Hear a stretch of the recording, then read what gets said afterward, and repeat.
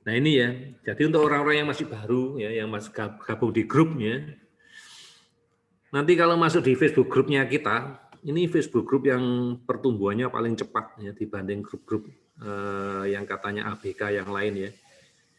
Kita tuh ini grupnya kita ya, ini sama-sama punya kita, bukan punya saya sekarang ya, punya kita ya, ini komunitas kita harus jaga sama-sama, kita harus berbagi sama-sama ya. Ini baru didirikan ya, tanggal 28 Juli 2020 ya. Per kemarin ya, kita udah mencapai 4.700 orang ya. Ini termasuk yang tumbuhnya paling cepat ya, cuma dalam waktu kurang lebih setengah tahun ya, kurang lebih kita ngomong setengah tahun, kita udah mencapai 4.700 orang ya. Mudah-mudahan makin banyak lagi yang bisa kita bantu. Kalau seandainya Bapak Ibu pengen ilmu, ya, pengen belajar, ya, video-video yang ada di Facebook, tolong Bapak Ibu nanti klik di tempatnya media ini loh. Ya, begitu nanti diklik, dikeluarkan di media, akan keluar gambar-gambar seperti ini. Bapak Ibu scroll, cari gambar saya, cari fotonya saya, cari fotonya Dr. Mariska. Inilah video, ya, video yang direkam di dalam Facebook. Ya, rekamannya ada di sana.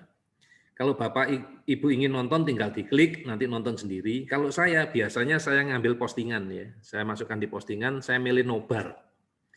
Saya pilih nobar sambil saya nonton. Saya berharap mudah-mudahan saya bisa ngajak orang tua lain yang juga ingin nonton bareng saya. Ya.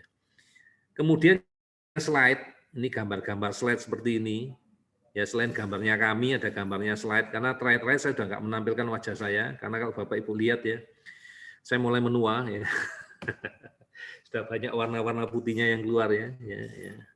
Jadi ya, saya sudah nggak menampilkan wajah saya lagi kayak hari ini, saya lebih banyak menampilkan slide ya. Klik gambar-gambar slide. Ini adalah cerita panjang lebar ya tentang siapa kami, ya saya ceritakan di situ. Kalau ada yang kepingin kenal Dr. Ali itu siapa, ya ada di sini. Kemudian kita ceritakan juga secara garis besar tentang protokol dokter senjaya. Walaupun sudah ada beberapa orang di grup yang marah ya, ini video gak jelas, ngomong diulang-ulang terus sampai bosen, ya saya minta maaf ya buat Ibu tadi ya, kenapa harus saya ulang-ulang, karena saya yakin nggak banyak orang yang nonton videonya, sehingga kalau mau klik yang ini, yang itu kan sulit ya, lebih baik ya saya tetap ulangin. Tahun ini saya usahakan saya ngomongnya lebih padat ya, dalam artian apa yang Bapak Ibu inginkan saya kasih ringkasan kayak kemarin, saya buatkan video khusus ringkasan ya, yang 2 minggu lalu. Hari ini khusus menjawab pertanyaan tadi, minggu depan mungkin lebih spesifik lagi tentang suplemen lah, tentang nanti Asira, tentang Bicom ya, supaya nanti nyarinya gampang. Jadi ini tempatnya nyari Bapak Ibu ya, yang gambar-gambar slide ini. Sedangkan yang lain ini adalah dari orang tua ya, berbagi tentang anandanya yang dibagikan ke kita. Oke ya, jadi nyari informasinya gampang ya. Ini omong-omong adalah nomor admin ya. Ini nomor broadcast ya, nomor broadcast. Jadi admin ini adalah admin bantuan dari Wellpro. Wellpro punya mesin ya. Ternyata ini mesin bukan orang ya. Jadi nanti yang mengoperasikan mesin ini adalah orang ya, admin ya, admin dari Pak Heri. Adminnya banyak Pak Heri ya. Jadi tidak tahu yang mana yang mengoperasikan ya dikasih tugas ya. Saya nitip ke Pak Heri nanti biasanya ngasih tugas ke adminnya. Nah, mereka nanti broadcast pakai salah 1, salah 2, salah 3, salah 4 dari nomor ini ke nomornya Bapak Ibu, ya mereka broadcast. Mereka bukan dokter, ya. Mereka kadang atau telat jawabnya karena mereka mesin. Ya, nanti baru dikasih tugas, baru orangnya yang ngerjain. Ya, jadi saya sempat dikasih tunjuk jawaban Bapak Ibu, namanya siapa, ini yang jawab banyak ya, tergantung siapa yang tugas. Jadi mereka dipanggilnya admin. Ya, Bapak Ibu ya. Oke ya. Ini pakai mesin ya Bapak Ibu ya. Jawabnya pakai. Mereka cuma masukin di komputer, mereka ketik ya, nanti mereka kirim ke Bapak Ibu. Mereka ini bukan dokter ya. Mereka hanya menyampaikan informasi ya. Oke. Oke. Tanya mengenai topik protokol dokter senjaya.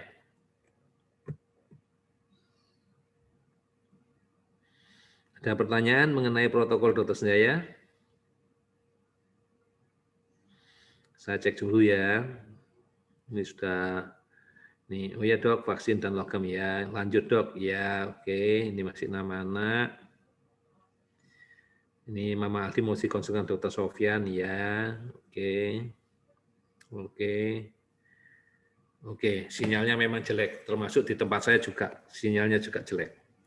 Jadi kalau tidak ada pertanyaan ya mengenai protokol dokter Senjaya dan nanti bisa dibaca ya protokolnya gitu-gitu aja ya, simple. Saya akan lanjutkan lagi lebih dalam.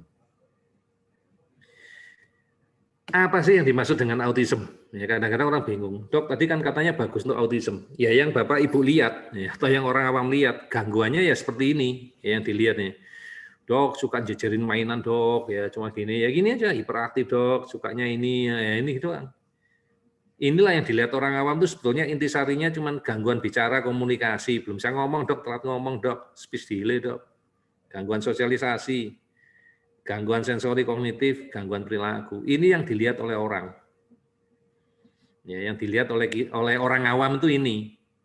Oh, anakku cuma gangguan bicara dok, ya sudah diikutkan TW. Anakku gangguan sensori dok, ikut SI. Gangguan perilaku dok, ABA. Tidak semudah itu Bapak Ibu. Tidak semudah itu. Kenapa? Karena mereka itu punya derajat. Tergantung dari gangguannya, tergantung dari derajat gangguannya. Mereka itu punya derajat. Ini ringan, yang ini sedang, yang ini berat. Terus bedanya apa? Ya kalau saya selalu nanya bedanya apa? Ya kalau di saya gampang. Yang ringan ya terapinya lebih cepat, progresnya lebih cepat. Ya. Apakah berarti yang berat nggak ada? Ya tetap aja, semua bisa. Ya. Mereka lupa yang ini Bapak Ibu, bahwa di balik perilakunya ini tadi yang ada gangguan komunikasi, gangguan sosialisasi, gangguan sensori kognitif, gangguan perilaku. Dok, anakku masih epilepsi. Kelainan medis. Dok, anakku OCD. Dok, anakku cemas. Dok, anakku ngamuan. Benar enggak? Dibahas enggak di sini? Enggak kan? Ini enggak diketahui. Kalau kita lebih lanjut lagi bacanya, jadi gangguan-gangguan tadi, gangguan perilaku berbicara, ya kan? Gangguan sensori, gangguan komunikasi dan teman-temannya, ini tergantung mana yang terganggu nih. Segini banyak ini loh, ada kejang, ada gangguan konstipasi. Ini kalau diperiksa lab, EEG-nya jelek, ini macam-macam diperiksa ini. Semua nih, sampai genetiknya diperiksa. Inilah dasar dari penyakit tadi yang tidak diketahui bila kita tidak melakukan biomedis. Jadi enggak kadang cuma TW aja, SI aja, ABA aja. Enggak. Kadang-kadang kita perlu lakukan terapi biomedis. Karena gangguan di anak-anak ini juga berbeda. Nah, di sini mulai ngerti ya Bapak Ibu. Dan bidang inilah yang saya atau Dokter Senjaya ya saya, Dokter Mariska, Dokter Sofyan, Mr. JP, Bumi, Vegeluti ya di sini ini. Kita ingin mengatasi masalah-masalah ini. Ya. Bukan cuma sekedar ini. Pantesan ya dok ya anakku ikut TW sekian lama nggak bisa-bisa. Iya, karena gangguannya mungkin di brain. Mungkin gangguannya karena kekurangan suplemen. Ya nggak pernah dikasih suplemen sampai sekarang. Ya apa yang mau diharapkan ya? Oli otaknya nggak ada misalnya, nggak pernah ada omega 3, nggak ada omega 6, so what? Ya, mau diapain? Ya. Ini yang dikerjakan oleh kita. Sehingga di dunia sana dikenal, terapi autism itu dibagi dua, yaitu terapi biomedis dan terapi non-biomedis. Terapi biomedis konvensional itu ada diet, suplementasi, dan diberikan obat-obatan, ya, obat jamur, obat bakteri, obat penenang, dan teman-temannya. Itu biomedis konvensional. Kalau di tempatnya kami, kita cuma menggunakan suplementasi, ya dari yang konvensional. Kita tapi menggunakan teknik yang lain yang tidak termasuk di sini. Kita masuk yang namanya terapi alternatif. Kita ada di sini, tapi tidak masuk ya. Di sini nggak dimasukkan ya. Kemudian non biomedis ada ABA, ada TW, ada SI, ada edukasi, macam-macam lah. Terapi ada floor time, ada macam-macam namanya banyak banget ya. Saya sampai nggak ingat ya. Nah ini terapinya ya untuk membantu anak-anak tadi. Kalau ditanya lagi, dokter, apakah terapi biomedis itu yang terbaik? Enggak. Karena ada hal-hal yang dikerjakan sama, ada juga yang dikerjakan sama non-biomedis. Jadi sebaiknya dua-duanya dijalankan. Enggak bisa salah satu, dok? Enggak. Harus dua-duanya. Kalau salah satu enggak ada gunanya. Harus dua-duanya dijalankan, harus kolaborasi. Tapi kita harus tahu kapan kita kerja yang biomedis, kapan kita kerjakan yang non biomedis, dan apa yang kita pilih. Itu nanti yang akan kita bahas di kuliah Telegram. Berdasarkan nilai ATEK, mana yang masuk dulu, mana yang tidak. Ya, itu. Ini terapinya di biomedis. Jadi kalau sarannya kami, tolong lakukan keduanya. Ya, harus jalan beriringan, berkolaborasi. Tidak ada yang lebih unggul, ya dua-duanya harus dijalankan bersama. Oke, kita lanjut. Ini loh Bapak Ibu yang terjadi di dalam tubuh kita dari sisi biomedis. Ya. Gangguannya itu kelewat banyak, ya. Dari ujung kepala sampai ujung kaki. Dikatakan autism itu whole body disorder. Dok katanya bukan autism, ya kan kita kadang ngomong topiknya autis dulu. Anak kita dikatakan autis karena apa? Punya gangguan. Gangguannya apa? Gangguan bicara, gangguan sosialisasi, gangguan sensori kognitif, gangguan perilaku kesehatan, makanya dikatakan autism. Dan ini loh yang menyebabkan dari sisi biomedis. Saya belum ngomong gangguan di brain. Ini baru gangguan yang di dalamnya aja. Gangguan organnya belum saya katakan, gangguannya di otaknya belum. Ini baru apa-apa saja yang menyebabkan gangguan. Nah kalau ini nggak dites, kalau ini nggak diperiksa, kami kan bukan dukun Bapak Ibu. Gimana caranya kami tahu yang membuat gangguan itu yang mana? Misalnya kayak tadi ada pertanyaan nih Bu Mevi itu, dok, anakku udah dibuka blog, tapi kok masih streaming berulang ya dok ya? Ya mungkin aja penyebabnya dari vaksinasi. Kalau udah ngomong vaksinasi, pasti ada pengawetnya vaksin ya. Salah satunya apa? Heavy metal. Kan bisa dari sini, gitu loh. Padahal sudah dilakukan terapi alergi, sudah dilakukan terapi disbius. Iya, untungnya dilakukan tes ASIRA. Kalau nggak dilakukan tes ASIRA, kita mau nyari dari mana lagi coba?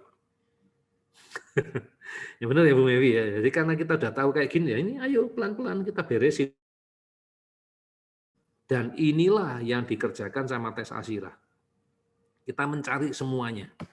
Dari ujung kepala sampai ujung kaki, mana kira-kira yang menyebabkan gangguan pada bicara, mana yang menyebabkan gangguan komunikasi, mana yang menyebabkan gangguan sosialisasi, sensori, kognitif, perilaku itu yang mana. Dan apa prioritas terapinya, itu dikerjakan dengan melakukan tes biomedis ASIRA. Jadi kalau Bapak Ibu ngomong tes ASIRA itu enggak perlu, ya menurut saya salah besar ya. Justru kalau tanpa tes ASIRA, kami itu kayak orang buta, Bapak Ibu. Kayak orang buta, disuruh jalan, nggak ada pemandunya, terus suruh ngobati anaknya Bapak Ibu. Yang terjadi adalah kalau pas tepat, ya, dikira-kira tepat, ya oke, bisa beruntung, tapi berapa persen? Tapi yang banyak nanti, dok sudah dikerjakan semua sarannya dokter, kecuali tes ASIRA. Anakku kok gak progres-progres? Ya ini yang nggak bisa dilihat sama kita, karena kita bukan dukun. Omong-omong Bapak Ibu yang belum pernah tes ASIRA, tesnya itu sangat lengkap. Ya. Paling enggak nanti setelah tes Bapak Ibu akan terima 130 lembar. Banyak yang dites ya. Bacanya aja capek, ya. Jelasinya aja capek ya. Dan itu enggak sama untuk setiap orang. Aduh capeknya amit-amit. Ya. Tapi tanpa itu kita enggak punya data. Tanpa itu, kita tidak tahu tujuan terapinya kita mau mana, prioritasnya apa. Justru tes ASIRA itu akan membuat anak-anak kita bisa progres dalam hitungan hari. Tolong buat Bapak Ibu yang belum tes ASIRA, dipikirkan, ya, dicari solusinya bagaimana. Sekarang kelihatannya murah Bapak Ibu. Dengan tidak melakukan tes ASIRA, kayaknya Bapak Ibu berhemat. Sekali lagi saya ngomong, kalau terapinya tepat, ya, kira-kiranya kami itu tepat. anak Bapak Ibu progres. Tapi ingat, bila ada 1-2 faktor yang kita tidak bisa temukan dan tidak kita terapi, ya anaknya Bapak Ibu akan stuck. Ya akan ada di situ terus selama tidak tahu, berminggu-minggu, berbulan-bulan, bertahun-tahun, sehingga akhirnya Bapak Ibu ya kalau ngomong bertahun-tahun ya menghabiskan uang jadi jauh lebih banyak. Dengan catatan syukur-syukur kalau Bapak Ibu tidak keluar dari programnya Dokter Ali. Takutnya setelah nyoba nggak lengkap gitu ngambil keputusan yang salah. Protokolnya Dokter Ali nggak manjur. Padahal Bapak Ibu tidak melakukan yang namanya tes ASIRA. Sehingga Dokter Ali nggak bisa bantu. Nggak bisa tahu masalahnya di mana. Oke ya, sampai sini paham ya. Oke. Nah nanti kalau pengen tahu yang dikerjakan ya, apa aja ya, apa gunanya tes ASIRA, apa yang dicari di ASIRA, itu baca ya tentang ini loh. Ada video di YouTube Mata Hati Autism ya. Dan saya nyarinya selalu pakai kata kunci Mata Hati Autism, kemudian cari yang ini. Yang akhirnya nggak jadi di-delete gara-gara saya ya. Saya ngomong jangan di-delete, ya, karena ini ilmunya sangat penting, ya, nggak peduli orang lain tahu atau enggak, saya nggak peduli. Yang penting buat Bapak Ibu saya kasih. Baca, tonton. Jangan di-skip tentang brain alergi, brain inflamasi. Ya. Sebetulnya ada 3 ya. Satu lagi itu tentang bagian otak yang mana, ya, yang terganggu ada 3. Ini membicarakan tentang suplementasi yang gunanya untuk otak. Dua-duanya ini. Yang ketiga nanti, bagian otaknya yang bermasalah yang kita betulin. Ya, tolong Bapak Ibu tonton. Ini diulang-ulang akan lebih baik, karena ilmunya sangat baik. Sehingga Bapak Ibu akan termotivasi, mengapa saya perlu suplementasi. Ya. Mengapa saya harus mengerjakan tes ASIRA. Ya. Ini keuntungannya di sini. Ya. Saya bersyukur ya, sudah ada teknologi ini. Nah, satu lagi yang ini Bapak Ibu, mengetahui bagian otak yang mana yang terganggu. Terus dan bagaimana cara mengatasinya. Ini yang satu lagi nih. Ya. Jadi ada 3 video. Kalau bisa Bapak Ibu subscribe ya, supaya kalau ada hal-hal yang baru ya, yang diupload di Mata Hati, Bapak Ibu dapat pemberitahuan ya. Yang ilmu bagus lagi ya di channel Mata Hati Autism Center ini ya. Ini ada pelajaran non biomedis ya. Seven Senses ini bagus banget ya. Kemudian juga ada nanti kepatuhan ya, macam-macam ya, kontak mata ya. Bapak Ibu bisa pelajari ya. Ini dari Bu Mingfei ya, dia ngajar di sini ya, dia membagikan ilmunya di sini ya. Silakan Bapak Ibu dipelajari.